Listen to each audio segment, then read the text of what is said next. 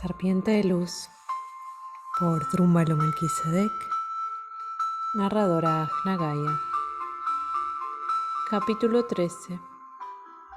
Viaje a la Tierra Maya. Una vez más los ángeles empezaron a hablarme de la necesidad de realizar un viaje a la Tierra de los Mayas, pues al igual que los Anasasis, aquella antigua cultura había cometido también un enorme error en el pasado.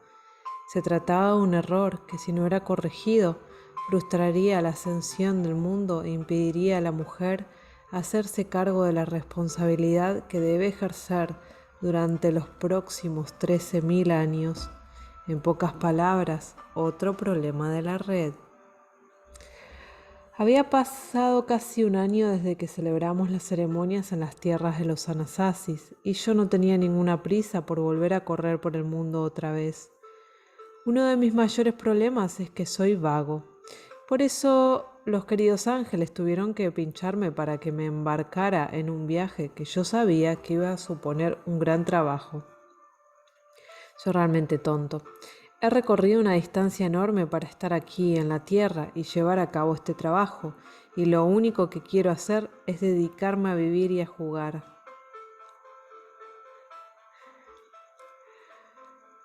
El viaje a las 4 esquinas había sido impresionante. Habíamos participado en la conexión íntima entre los antiguos Anasasis, la Madre Tierra, y nuestro pequeño grupo de almas valientes que respiraban como un solo espíritu. Y ahora se me pedía que siguiera avanzando por el mundo indígena y que profundizara en la oscuridad del pasado. Yo había observado que Lionfire, chamán de Hoenweep, Colorado, poseía un conocimiento enciclopédico de los Anasasis, pero también me había percatado de lo mucho que sabía acerca de los mayas. Por eso, antes incluso de empezar el viaje, le pedí que viniera conmigo como experto en historia maya. Afortunadamente accedió. El momento y el propósito de nuestra entrada en la tierra de los mayas. El momento de nuestro viaje a Yucatán coincidió con una invitación que nos hizo el chamán maya Umbatsmen para que participáramos en las ceremonias del equinoccio en Chichén Itzá el 20 de marzo del 2003. Umbats, el Consejo de Ancianos Mayas y unos 250 ancianos más procedentes de América del Norte, Central y del Sur iban a llevar a cabo una ceremonia por la paz mundial, uniendo sus poderes espirituales en favor de la sanación del mundo. Nuestro grupo debía apoyar este esfuerzo efectuando una ceremonia en un círculo exterior alrededor del núcleo interior de chamanes y ancianos indígenas. Se nos uniría a un grupo europeo dirigido por Carolina Hegenkamp, que también había participado en el viaje de los Anasasis. Después de la ceremonia de Chichén Itzá, habíamos planeado realizar un recorrido en espiral para cumplir el propósito de nuestro grupo de ir a la tierra de los mayas. Y de forma muy parecida a como lo habíamos hecho en la tierra de los Anasasis, queríamos ayudar a los antiguos mayas, que también estaban atrapados en el interior de la tierra, para que quedaran libres. En aquel momento no sabíamos, y de hecho no lo supimos hasta que se desplegó ante nuestros ojos, que el viaje tenía otro gran propósito, un propósito que aún hoy en día sigue desvelándose: la sanación del mundo maya interior y del mundo maya exterior. Tal y como había sucedido en las 4 esquinas, la sanación de la tierra maya significaría restaurar el equilibrio de la naturaleza entre el mundo interior y el mundo exterior de los mayas. Al hacerlo, los mundos interiores podrían empezar a moverse con nosotros, el mundo exterior, en armonía, o por decirlo mejor, nosotros nos moveríamos en armonía con ellos. Y esto debía llevarse a término muy pronto, pues si creemos la versión actual, el calendario maya termina en 2012, algo menos de 9 cortos años después de nuestro viaje de 2003. En la tradición de los mayas, el periodo en el que nos encontramos ahora dará paso a un momento de la historia denominado el fin de los tiempos, que ellos entienden como el final de un larguísimo ciclo y el comienzo de otro nuevo. Por este motivo, nuestra tarea debía consistir en abrir los canales para que los mayas del interior de la Tierra pudieran conectarse con los de la superficie para preparar la sesión final.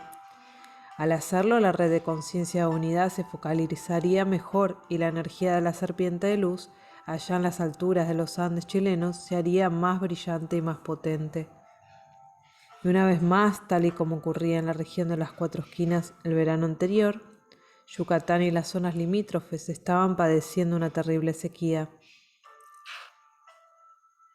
Con lo cual, otra parte de nuestro trabajo sería llevar a cabo las ceremonias que debían traer las lluvias, el símbolo físico del equilibrio que estábamos buscando. ¿Por qué querría aquella antigua cultura que un grupo internacional de personas les hiciera este tipo de servicio? ¿Habían ellos olvidado cómo hacerlo? ¿Habían por alguna razón perdido el poder espiritual para hacerlo por sí mismos? La verdad es que no lo sé. Todavía me sigue resultando extraño que encargaran una tarea tan personal a alguien de otra cultura. Sin embargo, me recuerda el tiempo en que los Taos pueblo de Nuevo México me pidieron que enterrara a sus muertos. Ellos creían que sería mejor para ellos si otra cultura realizara aquel trabajo.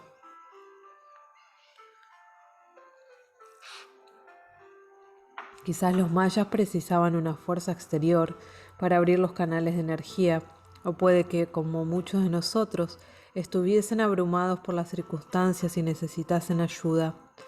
Fuera cual fuese la razón, los mayas nos habían invitado, tanto los vivos como los antiguos, a ir a México y efectuar aquellas ceremonias con ellos y por ellos. No podíamos negarnos. El encuentro en Mérida. En cuanto pisé suelo mexicano, mi corazón comenzó a latir con más fuerza. Pude percibir claramente que existía una conexión entre este viaje y el de los Anasazis. Era la misma energía, como si ya hubiera sido soñado. En mi interior sentí que este nuevo periodo por los templos mayas de los chakras iba probablemente a cambiarme la vida. Sin embargo, no sabía cómo iba a ser. ¿Quién sino Dios y quizá los antiguos podía conocer lo que estaba a punto de acontecer? Yo estaba claramente entrando en lo desconocido. Cuando llegué a la ciudad circular de Mérida, fui llevado al hotel Los Aluxes, que significa las gentes pequeñas, donde me encontré con Lionfire y Carolina, que ya habían llegado. A lo largo de las siguientes 24 horas se fue reuniendo poco a poco nuestro grupo vagabundo de 60 almas procedentes de todas las partes del mundo. Una bienvenida maya. Para nuestro primer encuentro, Lionfire nos había organizado una tarde especial con sus amigos mayas. Nos reunimos en una pequeña habitación del hotel donde una anciana maya, una hermosa abuela, se colocó frente a nosotros. En lengua maya nos otorgó su permiso para participar en las ceremonias y visitar lugares que en el pasado habían estado reservados exclusivamente para los sacerdotes mayas.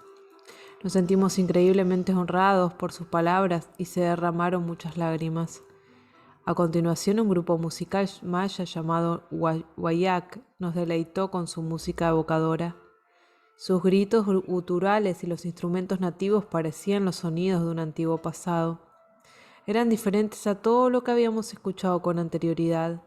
El encanto de aquella tarde fue el comienzo perfecto de una peregrinación de ceremonias que esperábamos que devolvieran la salud y el equilibrio al pueblo maya y a sus tierras, ayudándoles a prepararse para las inmensamente importantes ceremonias del futuro, unas ceremonias de las que algún día dependerá el mundo entero para su propia supervivencia. Sentado en aquel círculo me di cuenta que nos íbamos a mover por la misma espiral de templos de Ken, y yo habíamos recorrido casi 20 años atrás, aunque también iba a haber algunos nuevos. Me sentí veterano y niño al mismo tiempo, casi no podía esperar. Los templos de Uxmal. Cuando llegamos a Uxmal, nuestro grupo internacional estaba empezando a recordar que debían respirar como un solo corazón. Se reunieron a mí alrededor mientras les contaba la historia del gigantesco péndulo de Ken y los asombrosos acontecimientos de 1985. Luego fuimos a la Gran Pirámide, donde comprobé que el árbol que había sellado el cristal de obsidiana seguía allí. Era mucho mayor que la última vez que lo vi, en 1995, cuando estuve en Chichén Itzá con un batsman para celebrar la ceremonia del equinoccio de primavera de aquel año. Era el único árbol de aquel espacio cubierto de hierba y estaba perfectamente alineado con el centro de la pirámide y el borde del edificio adyacente. Nos encaminábamos hasta la cumbre de la Gran Pirámide, una subida empinada y una altura de vértigo para algunos de los integrantes de nuestro grupo que no habían hecho nada parecido con anterioridad. Desde arriba podíamos contemplar toda la zona de Uxmal, inmensa, con sus pirámides y templos que se extienden a lo largo de kilómetros de selva. Resultaba fácil imaginar cómo en tiempos pasados el lugar había constituido un gran centro para el pueblo maya.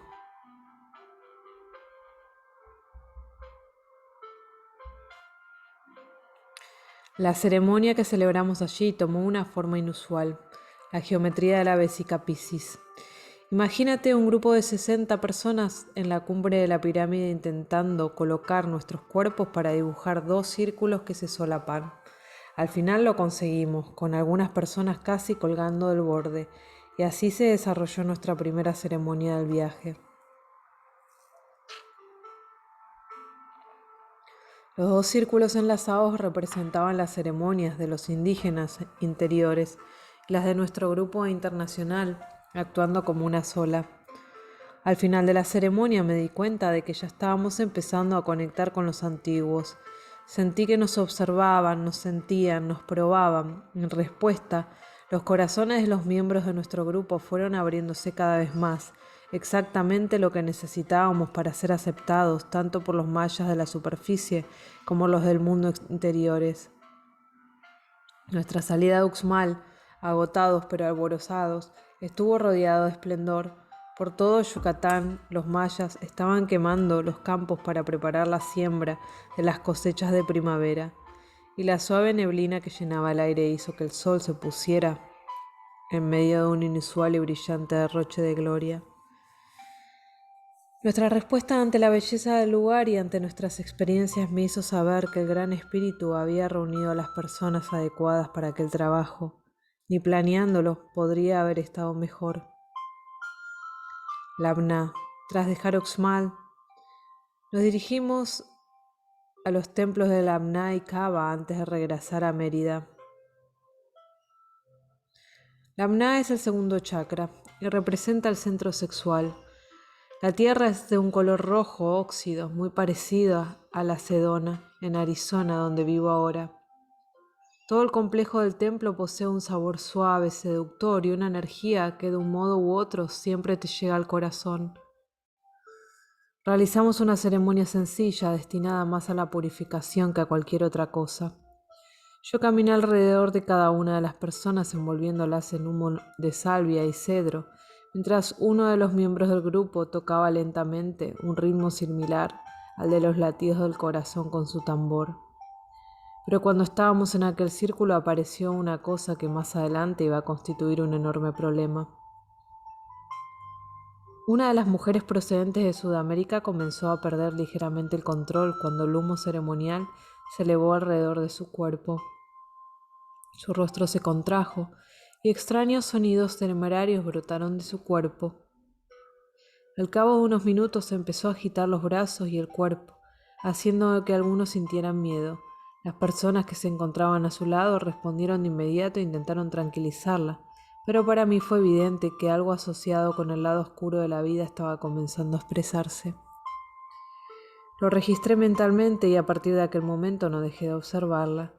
Tenía claro que aquello iba a constituir una influencia perturbadora para nuestro trabajo conjunto, pero por entonces no comprendí lo que significaba ni de dónde procedía. Cava. El último templo del día era Cava. Hace muchos años tenía otro nombre, y es un templo que me resulta extremadamente interesante, debido a que los mayas llegaron de la Atlántida, allí donde los judíos accedieron por primera vez a la conciencia humana.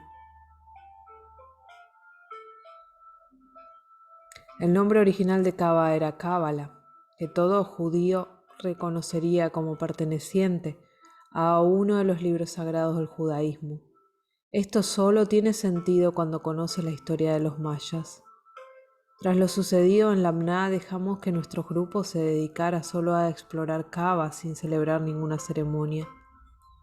La energía debía cristalizar para que pudiéramos entender lo que se nos estaba acercando. Volvimos a Mérida, esperando para saber lo que debía venir. A continuación, a medida que los mayas fueran suavemente exponiendo sus necesidades a nuestra conciencia exterior. Mérida.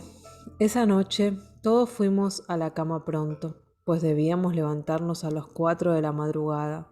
Así debía ser para poder estar presentes en el momento de la salida del sol en el antiguo lugar de Sibilchaltún, donde el sol equinoccial se elevaba cada año por detrás del ojo de la cerradura de un templo construido por una civilización que se remonta al año 500 a.C., probablemente el sitio más antiguo de todos los que íbamos a visitar en Yucatán.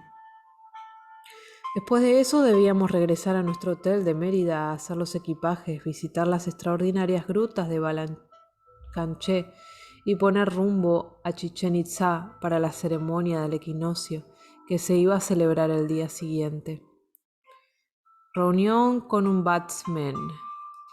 Antes de relatarte lo que sucedió en Sibilchaltún, donde acudimos para participar en el antiguo rito del equinoccio de primavera, debo contarte una conversación que mantuve con un batsman el día anterior durante el desayuno.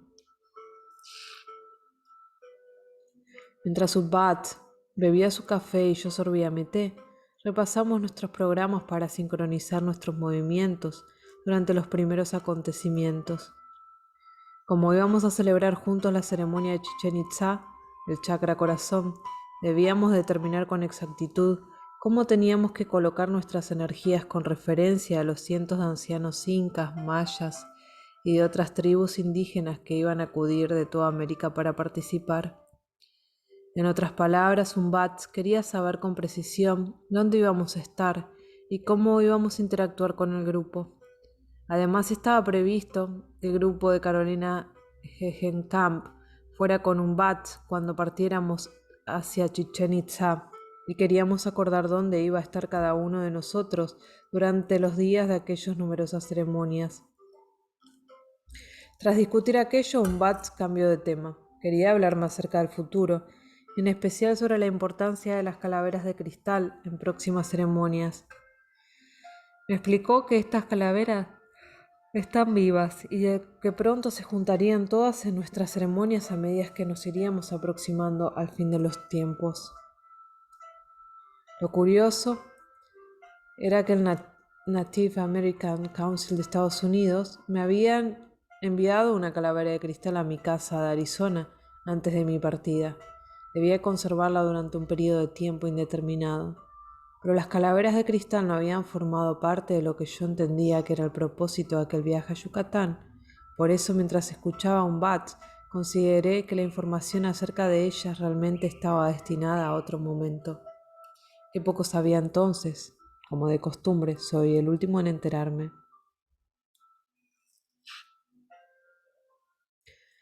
El templo de Sibilchaltún.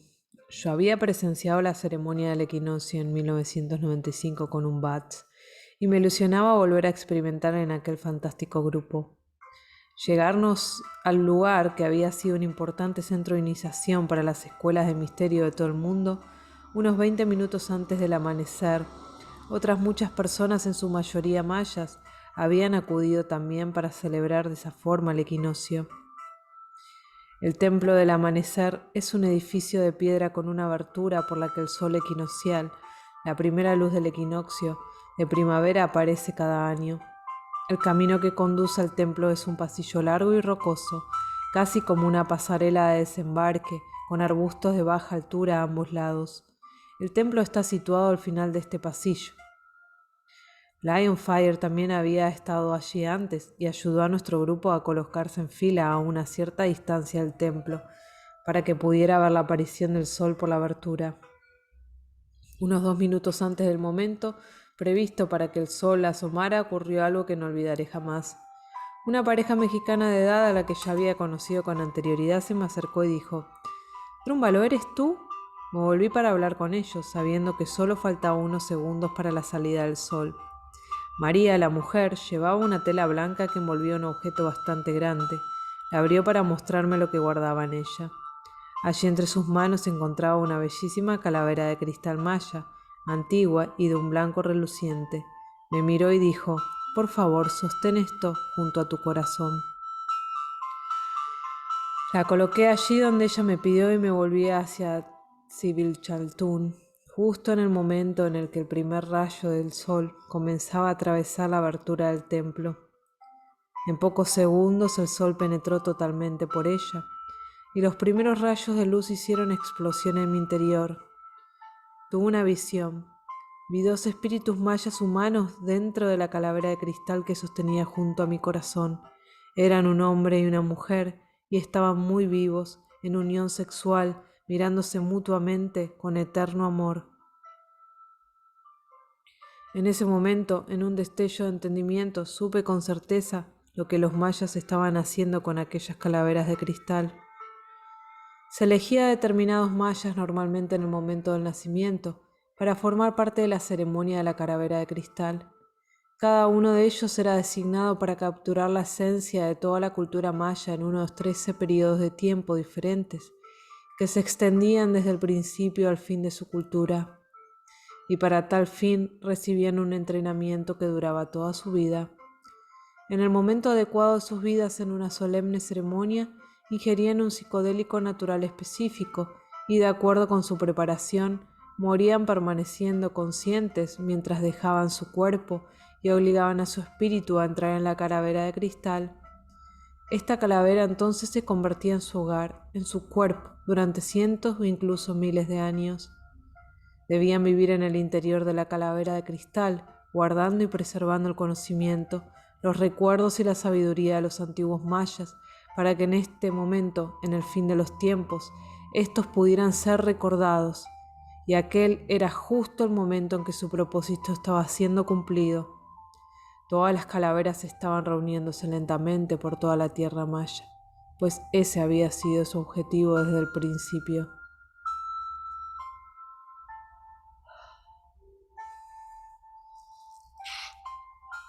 Hay un total de 13 calaveras, y en un futuro próximo la ceremonia de las 13 calaveras mayas será una realidad y la profecía maya se completará, lo que significará que la antigua transmisión habrá entrado en el espíritu mayo moderno. Cuando aquel conocimiento me inundó, vi a una anciana sentada calladamente en el fondo de la calavera de cristal. Supe que ella era la que había organizado aquel matrimonio eterno entre los dos amantes. Supe que ella era la que había planeado todo lo que la calavera debía hacer para su gente, y que fueron las abuelas antiguas las que diseñaron este método de transmitir información a través de los siglos y que seguían protegiendo las calaveras. El conocimiento, los recuerdos y la sabiduría que guardaban los amantes mayas pertenecían al período de tiempo en que la cultura maya estaba empezando a florecer. Era aquella una época en la que el amor y la compasión regían todo lo relacionado con el mundo maya, y aquel extraordinario amor, la compasión y el conocimiento era lo que debía ser reencendido en el corazón de los modernos mayas.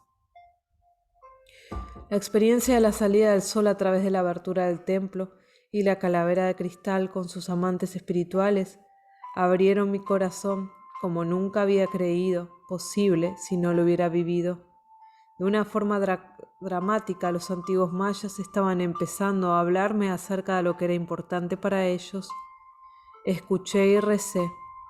Entonces supe que aquella expedición iba a constituir otro viaje al corazón, que cambiaría aún más profundamente la vida sobre la tierra y sanaría las relaciones entre las personas. Creí que incluso podría sanar las sofocantes nubes de dióxido de carbono que estaban ahogando nuestro planeta. Aquella experiencia aportó una increíble experiencia a mi ser. Sin embargo, no era consciente de que otra experiencia de igual intensidad me estaba esperando unas pocas horas después. Debíamos entrar en un lugar tan poderoso, tan profundamente centrado con el corazón, que simplemente por haber estado allí, nadie de nuestro grupo volvería a ser el mismo. Estábamos a punto de hablar con los antiguos directamente.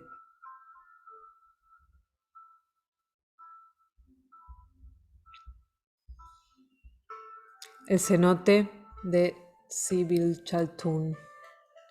Los cenotes son estanques sagrados y a veces incluso lagos de buen tamaño, alimentados por manantiales subterráneos. Recuerda el que vi en Chichén Itzá en 1985, cuando estuve allí con Ken. Para los mayas, todos los lugares sagrados debían estar situados cerca de uno de ellos, pues estos manantiales eran consideradas las puertas de los mundos interiores. Se cree que el agua de los cenotes posee grandes propiedades curativas y el de Sitbilchaltún está entre los más importantes para los mayas.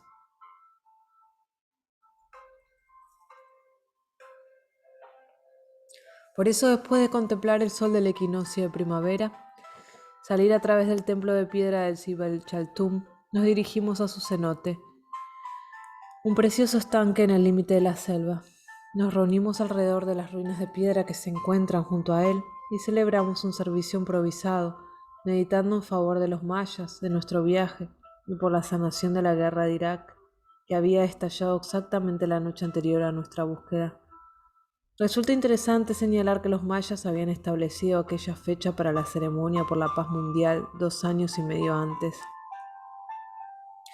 Tras la ceremonia, los guardianes de la antigua calavera de cristal que ya había sostenido junto a mi corazón colocaron el sagrado objeto sobre una tela que cubría un saliente de piedra y nos permitieron a todos tocarla y sentir su poder. De repente, una fuerte y horrible manifestación de energía oscura intentó entrar a nuestro círculo, haciéndose con el control del cuerpo de una de las mujeres del grupo. Era la misma mujer a través de la cual se había manifestado en Labná. La mujer en la que había penetrado la entidad levantó la calavera de cristal por encima de su cabeza y con todas sus fuerzas intentó estrellarla contra el enorme saliente de roca sobre el que estaba colocada. 3 hombres conducidos por Lionfire la agarraron para arrebatarle la calavera. El forcejeo duró varios minutos, pero al final la calavera sobrevivió. La mujer echaba espumarajos de furia mientras la entidad se movía por su interior. Habíamos estado manteniendo una cuidadosa vigilancia para proteger al grupo contra aquella entidad. Sabíamos que estábamos en su casa. Aquella era la entidad que había penetrado en la conciencia maya cuando ésta se encontraba en la cima de su cultura y la había transformado sustituyendo el amor y la belleza por los sacrificios humanos y el miedo. Sabiendo esto, Lionfire había estado protegiendo de cerca la calavera. Sin embargo, tuvo que echar mano de toda su fuerza y de la de los otros 2 hombres para evitar que aquel inestimable objeto sagrado fuera dañado. Ahora sabíamos lo fuerte y decidida que era aquella energía. Sin duda, debía ser eliminada del cuerpo de la mujer antes de que pudiéramos participar de la ceremonia del día siguiente en Chichén Itzá.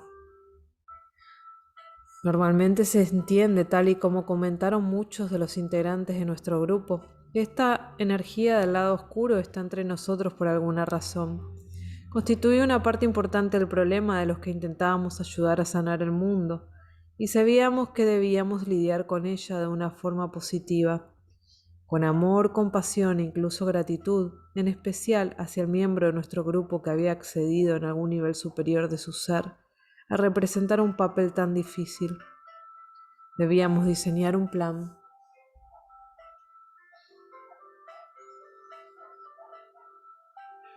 Alegres, impresionados y sin embargo escarmentados, regresamos a los aluxes para desayunar y a continuación nos dirigimos a la siguiente aventura de nuestro viaje, hacia las incomparables grutas de Balancanché. Digo grutas porque aunque sea una sola, tiene muchas derivaciones que se extienden en diversas direcciones. Humberto, nuestro guía. Me gustaría escribir unas pocas palabras acerca de Humberto Gómez, nuestro guía Merlín por las tierras mayas. Humberto es un hombre de 70 y pocos años que aparenta 60. Es de pequeña estatura y muy esbelto, con un porte aristocrático como el de sus antepasados hidalgos españoles. Durante los 2 primeros días del viaje se mantuvo callado, educado, encantador, extremadamente colaborador, pero reservado y modesto.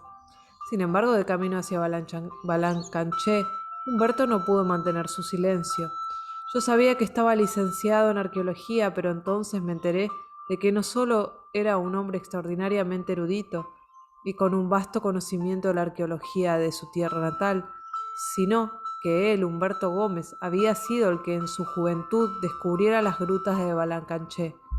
Al entrar en el aparcamiento del Balancanché, me di cuenta que Humberto sabía más acerca de aquel lugar que ninguna otra persona viva. Aunque aquel día llevábamos muchas horas levantados, todavía era temprano cuando llegamos al museo. Las cuevas estaban aún cerradas, así que mientras esperábamos invité a Humberto a que nos relatara su descubrimiento. Nos agrupamos a su alrededor interesados por lo que nos iba a contar, y disculpándose al principio, pero enseguida con gran brío y color, Humberto hizo que sus increíbles experiencias ocurridas tanto tiempo atrás volvieran a la vida para nosotros. Fue la primera de las muchas historias que Humberto nos regaló durante nuestro viaje espiral a través de Yucatán. Era un narrador increíble. Humberto era un estudiante de arqueología de veintitantos años cuando encontró una cueva pequeña y de paredes de tierra cerca de su casa. No se lo contó a nadie y la convirtió en su propio escondite. Le gustaba ir allí a meditar o a estar solo. La cueva era un lugar mágico para Humberto, pero según nos contó, realmente no tenía nada de especial. Desde luego nada que pudiera sugerir que tuviera antiguas raíces mayas. Era solo una cueva, pero era su cueva, y siguió visitándola durante muchos años. Pero un día en el año 1959 le dio por dar golpecitos sobre un punto concreto de las paredes de la cueva. Los golpes produjeron un sonido hueco. La pared estaba cubierta por los elementos químicos que habían estado rezumbando de la tierra durante millones de años. Aquel trozo de pared parecía igual que cualquier otro de la cueva, pero cuando Humberto escarbó en la pared terrosa, encontró escondidas tras ella los conocidos restos de ladrillo y mortero de un antiguo muro maya. Puedes imaginar su emoción al retirar cuidadosamente unas cuantas piedras de la pared, las suficientes como para poder pasar a la vasta y hasta entonces desconocida gruta subterránea que se escondía al otro lado. Completamente solo, Humberto recorrió los aparentemente interminables pasillos y caminos excavados de la roca, y allí encontró algo desconocido y único en toda la tierra maya. Repartidos por toda la cueva había altares fabricados con columnas naturales de estalactitas y estalagmitas, y alrededor de estos altares encontró ofrendas realizadas quizá 1000 años antes y que no habían sido tocadas desde entonces. Cada uno de los cientos de cacharros de barro, utensilios, imágenes y molinillos que habían sido ofrecidos a Chak, el dios de la lluvia, descansaba en el lugar exacto en que había sido depositado por antiguas manos mayas en alguna ceremonia ancestral. Nada había sido visto ni tocado en los años pasados desde que la gruta fuera sellada a la vista humana. Inmediatamente fue en busca de funcionarios gubernamentales a los que contar su descubrimiento arqueológico, para asegurar que todo lo que la gruta contenía fuera protegido contra cualquier alteración y contra el vandalismo. Normalmente cuando se encuentra un yacimiento en México y el gobierno toma todo lo que encuentra y lo lleva a un museo. Pero en este caso y de forma totalmente excepcional, los científicos y funcionarios que entraron los primeros en la gruta se dieron cuenta de la importancia de conservar lo que había descubierto Humberto. Inmediatamente cerraron la entrada y colocaron una guarda para que la protegiera. Y así sigue, intacta hasta hoy. Nada ha sido movido excepto para hacer un pequeño camino a través del complejo, de forma que los visitantes puedan experimentar la cueva tal y como fue descubierta. Después de que acudieran los representantes gubernamentales, sin embargo, se corrió la voz y al día siguiente apareció un grupo de ancianos y chamanes mayas que anunciaron que iban a entrar en la gruta a llevar a cabo una ceremonia. Nos los contó Humberto con una sonrisa divertida y nos enfatizó que no preguntaron si podían hacerlo o no, sencillamente dijeron, vamos a hacerlo. Los funcionarios respondieron, no pueden hacer eso. La discusión y el debate se prolongaron durante un tiempo, hasta que finalmente los representantes oficiales accedieron a que los mayas realizaran su ceremonia, pero solo si ellos podían entrar para asistir a ella y tomar fotografías. Más discusión y debate.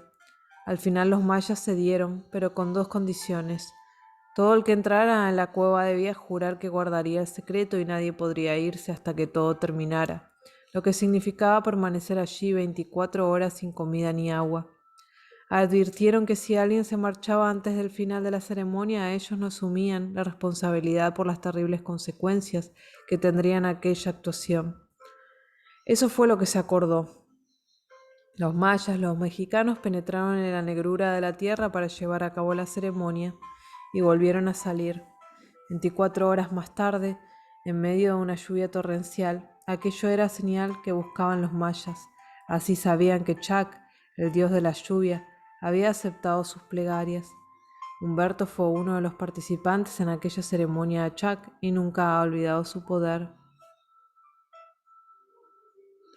Tras Balancanché, Humberto resultó ser un ameno pozo de bellas historias e información acerca de los yacimientos que visitamos y sobre la historia de Yucatán. Una vez le pedí que me contara la ceremonia maya de Balancanché, pero se negó a ello. Había hecho una promesa, fue la única vez que rehusó contestar a una pregunta. En el interior de las grutas del Balancanché. Yo nunca había entrado a las grutas de Balancanché, me eran totalmente desconocidas y ni yo mismo ni nadie del grupo podría haber esperado ni imaginado la experiencia que íbamos a vivir. Para empezar, creíamos que íbamos a tener que permanecer en Balancanché la mayor parte del día. Ello era debido a que para proteger la gruta los vigilantes solo permitían la entrada simultánea de 10 personas. Solo así les resultaba posible realizar una vigilancia suficientemente estrecha como para impedir que nadie tocara o se llevara algo. Sin embargo, Humberto había participado en nuestras primeras ceremonias y había podido comprobar la reverencia que sentíamos por los yacimientos mayas y sus gentes. Sabía que teníamos permisos de los antiguos para estar allí. Y como él era el que había descubierto la gruta, utilizó su influencia para que se hiciera una excepción. Según nos dijo que nos permitiría entrar en grupos de 20. Aquello constituía un gran honor y una enorme prueba de confianza, pero cuando empezamos a dividirnos en 3 grupos, Humberto convenció a los guardas para que hiciera una concesión más. Nos comunicó que se nos permitiría entrar a 2 grupos de 30. Yo fui el último del primer grupo. Con gran reverencia nos encaminamos por el sendero de la selva hasta la boca de la gruta, un inmenso agujero que entraba en espiral en la tierra. Los pájaros que volaban alrededor de ella y las flores que colgaban de todas las paredes parecían inclinar sus cabezas. Yo tenía el vello de punta. Entrar en la cueva era como entrar en el seno de la madre. Al instante comenzó a abrirse mi corazón. Fue una respuesta completamente involuntaria ante las energías presentes. Seguimos descendiendo hacia las profundidades de la tierra, penetrando cada vez más en la oscuridad. Yo podía sentir que aquel era uno de los lugares más sagrados en los que había estado jamás. Mi corazón seguía abriéndose sin que yo pudiera evitarlo. Podía ver y sentir que lo mismo les estaba sucediendo a todos los que se encontraban delante de mí. De pronto observé que estaba cantando suavemente y escuché un sonido a mis espaldas. Me volví para ver quién era y vi que nuestro segundo grupo se acercaba con rapidez. ¿Se habrían equivocado? ¿Es que no estaban cumpliendo las instrucciones? La primera persona del segundo grupo se me acercó sonriendo, sintiendo lo sagrado del lugar. ¿Qué hacéis aquí?, pregunté. Humberto decidió dejarnos ir a todos como un solo grupo, me respondió. Claro, me dije a mí mismo, parecía lo correcto que estuviéramos todos juntos. Lo sagrado del lugar y su belleza habían puesto mi corazón a punto de estallar.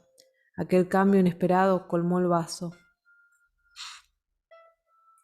Así que seguimos todos juntos, un grupo de 60 personas, en un lugar en el que normalmente solo se permite la entrada de 10, unidos en un sentimiento de amor y admiración espiritual diferente a todo lo que cualquiera de nosotros había sentido jamás con anterioridad.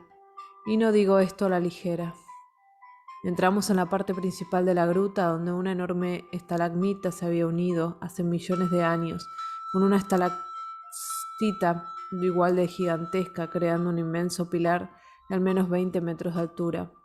Alrededor de este pilar se encontraban las ofrendas que los mayas dejaron allí muchos años atrás. Cerámica y vasijas ceremoniales aparecían colocadas sobre el suelo alrededor de esta columna central, tal y como habían estado durante cientos y miles de años. La sensación de santidad resultaba abrumadora. Mi corazón no era capaz de retener las lágrimas. Me eché a llorar. Con los ojos empañados miré a mi alrededor y vi que todos los que me rodeaban también estaban llorando. Habíamos acudido a las tierras de los mayas para experimentar el espacio sagrado del corazón. Y allí era donde estábamos, en un auténtico espacio físico que estaba vivo con la vibración viva del corazón. Y todos nosotros estábamos en sintonía con este espacio, juntos, todo, mi ser vibraba. Continuamos recorriendo las grutas y vimos que había otros 2 altares formados por una estalagmita y una estalactita, algo más pequeñas con sus antiguas ofrendas, y la sensación de santidad seguía creciendo. El cenote de Balancanché. El espacio sagrado del corazón se asocia siempre con el agua. Llegué a otra sala de la gruta, desde la que un estanque tiraba de mí. El agua era tan clara que casi no podía verla, cuando estaba brotando de una cueva adyacente. Aquella agua estaba viva, auténticamente viva. Cuando clavé mi mirada en el cenote fue como si estuviera viendo otro mundo. 3 personas más del grupo estaban contemplando el estanque con lágrimas en los ojos, y cuando yo me acerqué, nos fundimos en un abrazo. En ese momento supe que estaba con mi tribu, y con nuestras lágrimas y nuestros corazones abiertos, estábamos rezando por nosotros mismos, por los mayas y por la Madre Tierra. Yo conocía aquel lugar, lo había sentido con anterioridad, dentro de mi propio corazón. ¿Puedes imaginar lo que fue estar allí físicamente con otros seres físicos, todos experimentando la misma emoción? Fue algo como nunca me había sucedido anteriormente. Los guardas de la gruta, que hasta entonces se habían mantenido invisibles, nos hicieron señales con las linternas. Había terminado el tiempo de la visita. Cuando me di la vuelta para salir, era incapaz de hablar. Apenas recuerdo cómo caminé hasta la salida de la gruta. Era como estar inmerso en un sueño. Lo siguiente que supe fue que estaba fuera de la cueva, acercándome al museo. Me senté yo solo y cerré los ojos. Seguía vibrando en mi corazón. Estuve así más de media hora antes de que la experiencia que había vivido se asentara lo suficiente como para permitirme ponerme de pie y echar a andar hacia el autobús. Nunca olvidaré aquella experiencia en los mayas, cuyas oraciones siguen resonando en aquel espacio sagrado, y a las bellas gentes que entraron en la madre conmigo. Sentado bajo un árbol, esperando la llegada del resto del grupo, recordé la oración de mi maestra más íntima, Cladus Flower, de los Taos Pueblo. Belleza frente a mí, belleza detrás de mí, belleza a mi izquierda, belleza a mi derecha, belleza sobre mí, belleza debajo de mí. La belleza es amor, el amor es Dios.